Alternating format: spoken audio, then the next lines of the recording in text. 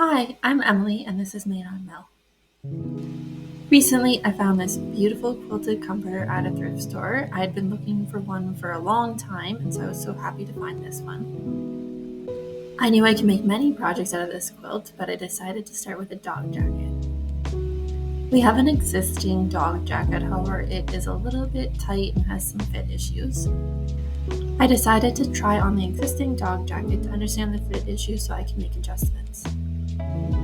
This is our dog, Gordon. As always, I have a full written blog post for this project, and it's available on my website, madeonmill.com. I started by laying the existing dog jacket down on the quilt so I could trace around it.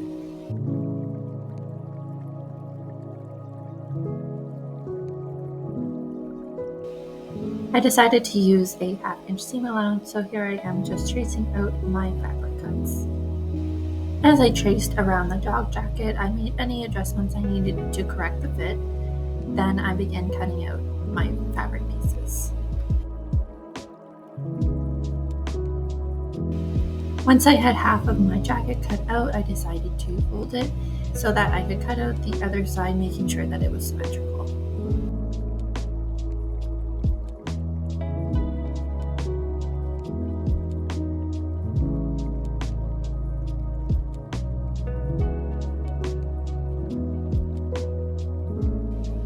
Once I had the back side of my dog jacket cut out, I moved on to the underside panel, the collar, as well as a pocket that I'm going to add.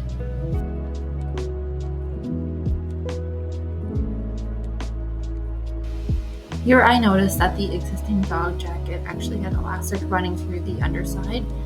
Since this fit Gordon pretty snugly, I decided we didn't need to add elastic for this one, so I'm just stretching it out and tracing around its full stretch size.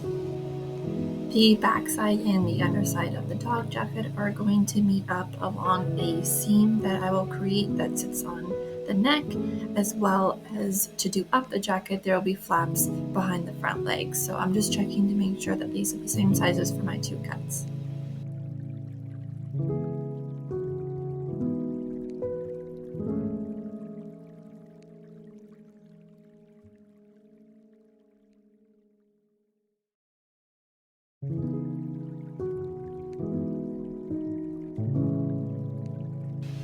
In order to make this symmetrical, I'm doing the same thing I did for the back side and flipping over the half cut side onto itself and making the same cuts.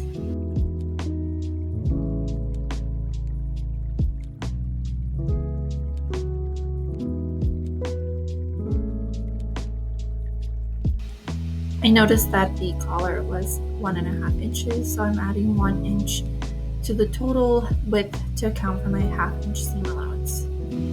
I wanted to add a functional pocket to this jacket, so here I am just taking the backside of the dog jacket and lining it up so that the pattern matches. This way, when I go to cut out my pocket, I can pin it on to my jacket and sew it, and the pattern will look uninterrupted.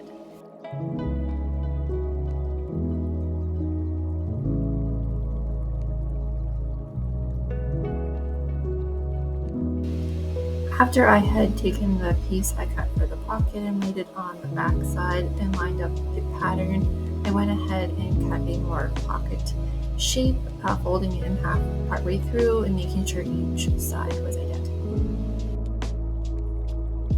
Now that each of my pieces are cut, we can move on to assembly. For the pocket, I decided to take this cotton canvas strapping material that I had and lay it down flat on my pocket where I want the zipper opening to be and sew that down.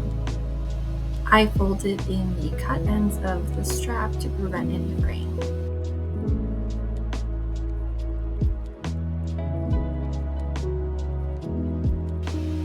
After the strapping was sewn down on all 4 edges, I went ahead and cut a slit down the center, making small triangles at each end.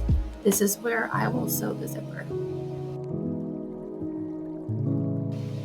To reduce bulk, I trimmed away the quilt material, however, I left the cotton strapping because I'm going to actually fold that over the raw edges of the quilt and then pin my zipper in that hole.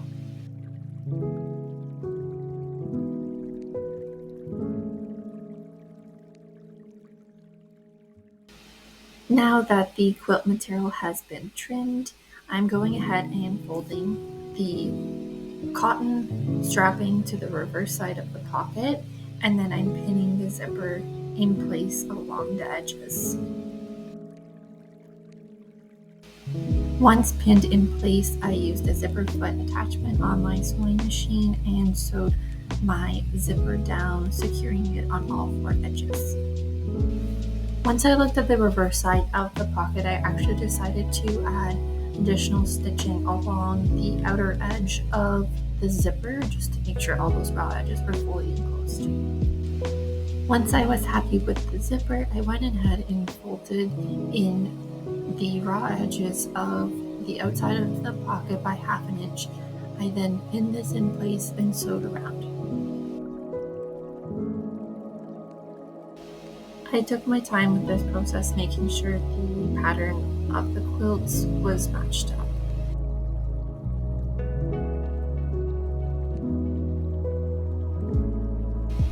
If you're going to make a pocket, I would suggest that it is small enough to fit within the seam allowances of the back side of the jacket. As you'll see here, the raw edges of the jacket itself are yet to be finished, and I will need a 0.5 seam allowance to do that.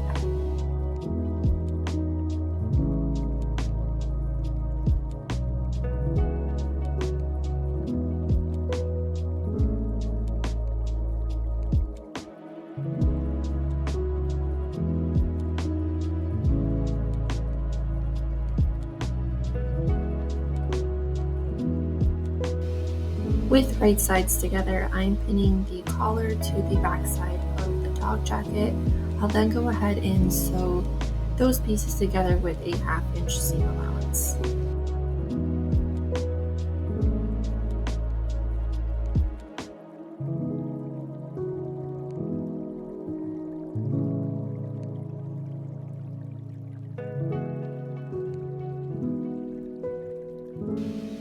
After trimming away the extra seam allowance here, I went ahead and used that same cotton canvas strapping material to cover the raw edges of this seam.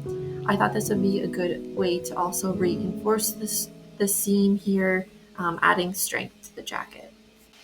I didn't worry about finishing the edges of the strapping here because once I attach the underside of the jacket to the back side, there will be a seam here and those edges will be enclosed in that seam.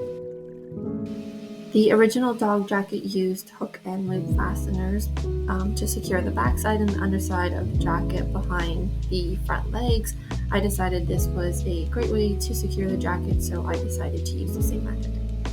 Once I was happy with the placement, I used a straight stitch to secure the hook and loop fasteners. To hem the outer edge of the dog jacket, I decided to use this casing method. So here I am just trimming away the batting and the lining fabric by 1/2 inch.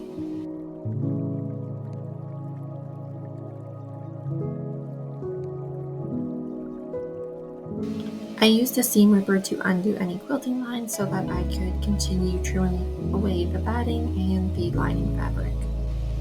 I continue to trim away the lining fabric and the batting around all edges of the underside panel and the backside panel that now has the attached collar.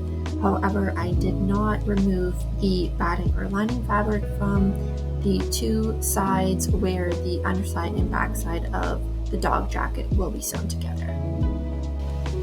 To enclose the raw edges, I'm taking the main fabric and folding it in half towards the raw edge, then I'm folding it in half once more, fully enclosing the raw edges. I went ahead and pinned this around and then used a straight stitch to sew this in place.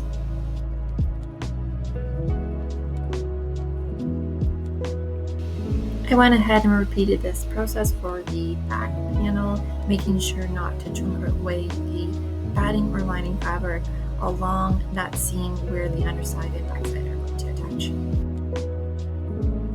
I really like this method for enclosing the raw edges because I don't need extra materials such as bias tape, or if you're going to make your own cutting that on the bias often does take up a lot of material. So I found this way to be a good way to reduce waste. Now that the hemming was finished, I went ahead and took the underside of the dog jacket and lined it up with the back side of the dog jacket with right sides together. Then I sewed these seams together, allowing the collar to extend past the top of that seam.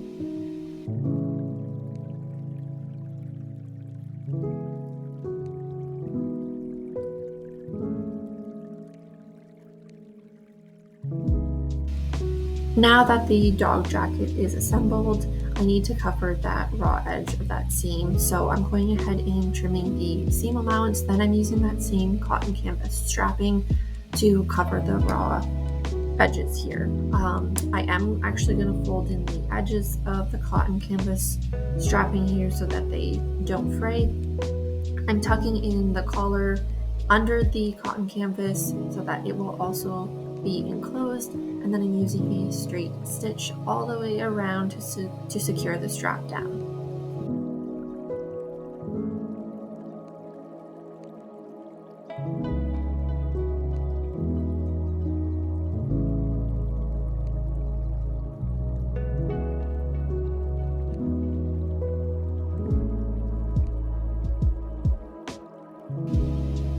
Wanted to create a leash hole similar to the original jacket, so I'm using my jacket as a template to mark where the leash holes should be. Then I'm planning my center before I make the cut.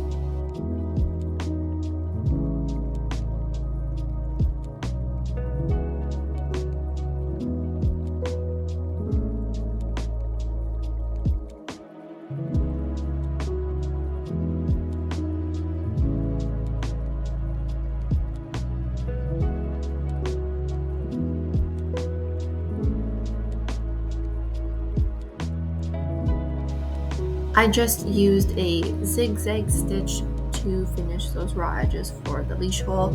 This is kind of similar to how a buttonhole would be done, so you can definitely use that function if you have it. However, I am happy with how it turned out, and I don't think that the fabric is going to fray at all. The jacket's all finished, and I'm so happy with how it turned out. Gordon seems happy too. If you found this video helpful, I would really appreciate it if you could like, subscribe, as well as share the video. If you plan on making a dog jacket, let me know in the comments below. Thanks for watching.